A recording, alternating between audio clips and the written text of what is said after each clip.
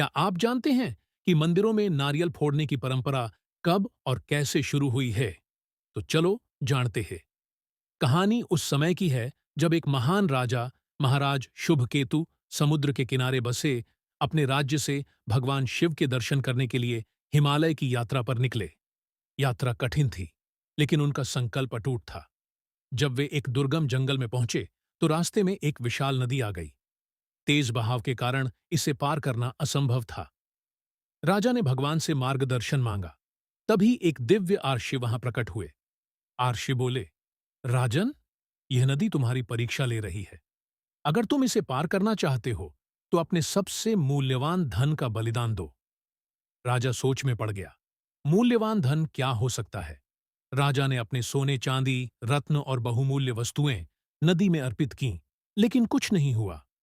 राजा द्वारा नदी में फेंके गए रत्न और सोने के सिक्के, लेकिन नदी का प्रवाह वैसा ही रहा।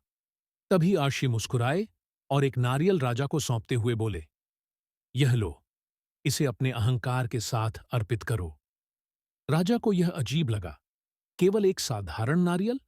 लेकिन उन्होंने आर्षि के कहे अनुसार नारियल को श्रद्धा के साथ तोड़कर नदी में प्रवाहित किया। नारियल टूटते ही नदी दो भागों में बंट गई और रास्ता बन गया। राजा को एहसास हुआ कि असली बलिदान धन संपत्ति का नहीं, बल्कि अहंकार और आत्म अर्पण का होता है। राजा ने आर्षि को नमन किया और यह परंपरा आगे चलकर मंदिरों में नारियल फोड़ने की रस्म बन गई।